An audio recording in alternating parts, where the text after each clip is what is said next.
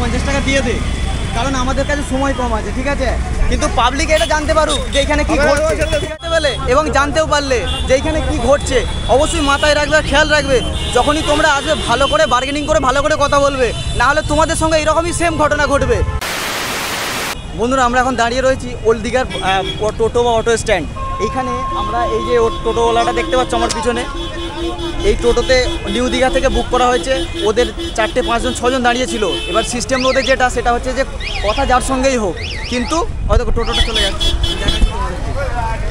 এই যে টোটোটা চলে যাচ্ছে, এই টোটোওয়ালার সঙ্গে কথা হয়েছে, ও চলে যাচ্ছে।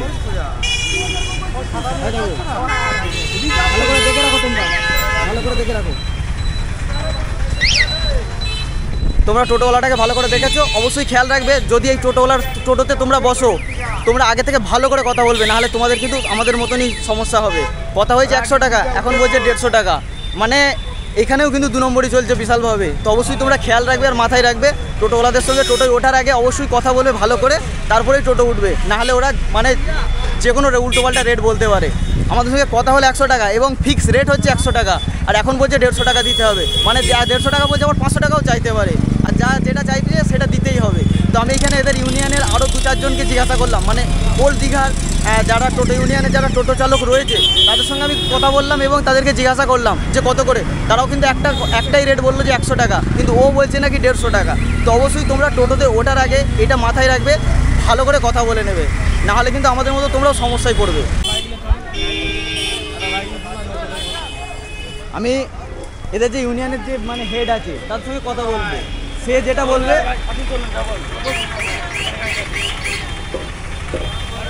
দেখুন, নিউ দীঘা থেকে কথা হয়েছে ওনাদের, মানে আপনাদের তো লাইনে দাঁড়িয়ে থাকে, এবার লাইনে একজনের সঙ্গে কথা বললো যার নাম্বার আছে তার টোটোতে ওঠো, কিন্তু তার টোটোতে যখন উঠেছি এখন এইখানে এসে বলছে 150 টাকা দিতে হবে। তাছাড়া আপনাদের তো ফিক্স রেট যে 100 টাকা, নিউ দীঘা থেকে ওল্ড দীঘা 100 টাকা, ওখানে রানীকুটির ওখানে চাপিয়েছে আর এখানে স্ট্যান্ডে নামিয়েছে, বলছে 150 টাকা। বলছে যার সঙ্গে কথা বলেছো তাকেই পয়সাটা দেবে। বলে আসলে কি করবো, আমাদের বললে কিছু করার নেই। হ্যাঁ, সেটাও বুঝতে পারছি, আমি ওই জন্য বললাম যে আপনাদের মানে আপনাদের ইউনিয়নের হেড কে আছে তার সঙ্গে কথা বলবো। একজন বললো যে আমাদের ইউনিয়ন আলাদা, টোটো ইউনিয়ন আলাদা।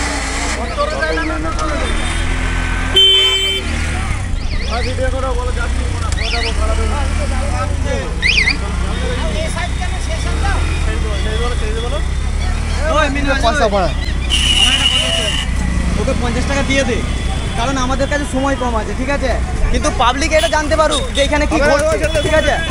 তুই 50 টাকা দিয়ে নেমে চলায়, 50 টাকা দিয়ে নেমে চলায়, 150 টাকা দিয়ে দে, ঝামেলা মিটে যাক। ছেড়ে দে ঝামেলা, আমাদের কাছে সময়টার দরকার না। তুই এখন যাবি, আবার ওখান থেকে আসবি, আমাদের 1 ঘন্টা বেরিয়ে যাবে। পয়সা দিয়ে দে।